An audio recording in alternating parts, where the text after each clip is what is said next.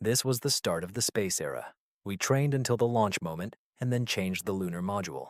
So far, everything was going according to plan during the countdown. The weather conditions at the time of launch were 12:54 p.m. Eastern Time on Sunday. Half a century ago, astronaut Charles Duke first stepped onto the surface of the moon and saw such a black sky that it seemed to consume the universe itself. The cameras did not capture this, and NASA never mentioned it. Now, at 89 years old, Duke finally reveals what he actually saw: an astronaut, unnoticed. Even before Charles Duke stepped on the moon, the world already knew his voice. On July 20th, 1969, when Neil Armstrong announced, "The Eagle has landed," it was Duke speaking from Mission Control in Houston who replied. His accent resonated on television across the globe. "Roger.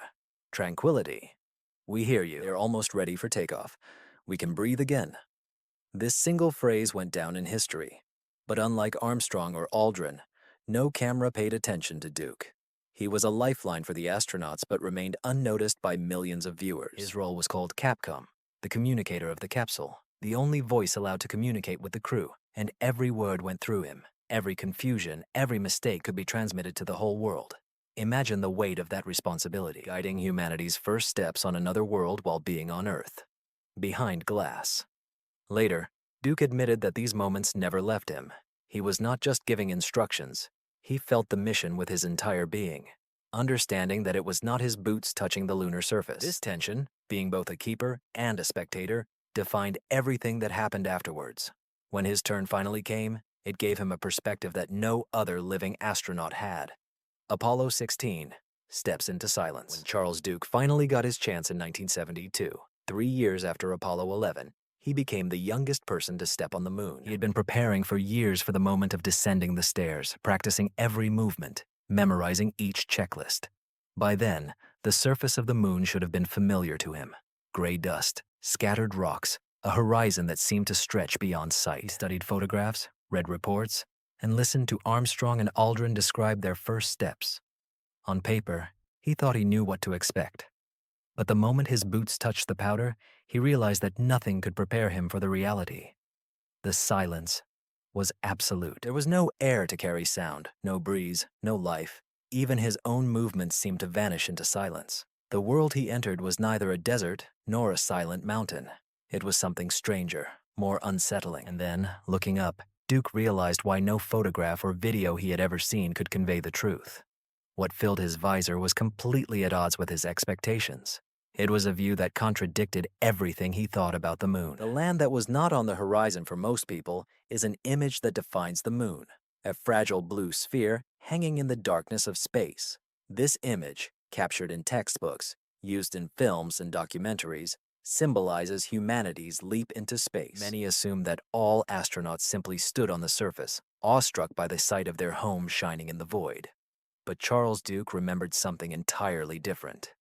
Apollo 16 landed on high lunar lands, on a rugged plateau, far from the flat seas visited by the first missions. From this landing spot, the Earth was directly above them, hidden from view. The only way to see it was to awkwardly lean back, which was impossible in the rigid and heavy spacesuit. When Duke raised his helmet to the sky, all he saw was the reflection of his own visor. The most poetic image from popular imagination had never appeared before his eyes. It was a shocking revelation. The Earth, the true support of his existence, turned out to be invisible. Instead of feeling connected to home, he felt detached from it. The cameras never captured this limitation. Press releases never mentioned it. However, for Duke, it was one of the most troubling aspects of walking in another world. This invisibility of Earth was just part of the disorientation.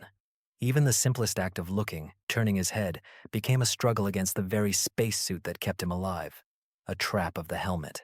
The public saw astronauts as explorers standing on an infinite frontier. Reality, as Duke explained, was much less liberating. His helmet and spacesuit, although marvels of engineering, had become a kind of prison. The curved visor, like an aquarium, reduced his world to a limited window. Peripheral vision disappeared. Looking down required a turn of the whole body. Looking back was almost impossible. The moon could stretch infinitely around him, but he found himself only in a narrow strip of its space at every moment. Every action, from exploring the ridge to collecting samples, turned into a struggle against the rigidity of the spacesuit. Turning the head naturally was impossible. Even the simplest glance required the effort of the whole body, each movement clumsy and heavy in low gravity. The great panorama of the lunar landscape, a view the world envisioned through bright photographs, was never available to him in one frame. It had to be pieced together, as if looking through a keyhole. Later, Duke confessed that this distortion left him in distress. He dreamed of being in a place untouched by time, free to perceive everything around. Instead, he felt constrained, each step reminding him that survival has its price: freedom, beauty, and fear. What amazed Duke the most was not a single quality of the moon, but how everything around collided in extremes. The silence was absolute, the light unbearably bright, and the shadows sharper than anything he had ever seen on Earth. There were no gradations, no smooth transitions from light to darkness. The lunar world was full of such harsh contrasts that it seemed alien to the planet. The stone blocks looked as if they were carved, not worn by time. The valleys did not appear eroded, but as if they had been sculpted on the spot. In his eyes, the entire landscape looked as if it had been drawn with a ruler and a knife. The sky above him heightened his anxiety. It was not just dark, but black to the point of absorbing everything around. There were no stars, no mist, no comforting sense of distance. It was a void, compressing inside, a reminder that he stood on a body drifting in an indifferent universe. The Duke later admitted that in those moments he felt both amazement and anxiety. The moon was beautiful, but in a way that made him feel small, fragile, and fleeting. It was not the beauty of a sunset in the mountains or the horizon in the desert. It was a beauty devoid of warmth, a beauty that revealed how strange this place was. He stood and realized that this was not just another space for humanity to conquer. It was a place existing beyond human meaning, which would continue to be so long after its traces disappeared. Yet, even through this narrow opening, he felt something he had never experienced before. The limitations of his spacesuit only highlighted the alien beauty unfolding before him.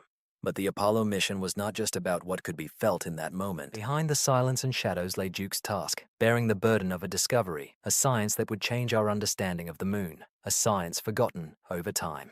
For decades, images of Apollo dominated memory, a flag on dust, footprints, grainy photographs sent back to Earth. Nevertheless, Charles Duke insists that these images overshadowed what truly mattered. Apollo 16 not only proved that humans could reach another world, but also showed that this world could teach us. In this context, the mission changed science so much that few outside the field could realize it. One of its most important tasks was to collect samples from the highlands of the moon, the oldest visible relief on its surface. Bringing back fragments of this harsh landscape, Duke and his companions provided geologists with evidence that the highlands have existed for more than 4 billion years. This discovery radically changed our understanding of how early the lunar crust formed and how destructive the impacts were that left marks on it in its youth. It was, in essence, a glimpse into the first chapter of the solar system's history. Apollo 16 also conducted experiments that largely went unnoticed in the press. Ultraviolet cameras captured images of stars and Earth's atmosphere from a vantage point inaccessible from its surface.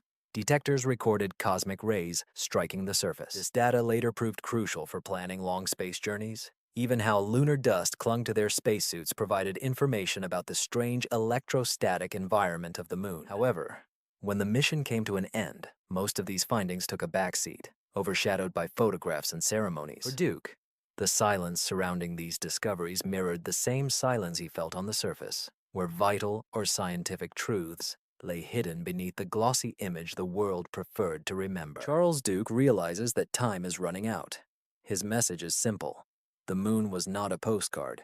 It was beautifully terrifying, and its lessons, silence, knowledge, truth, must be remembered before he and this memory fade away.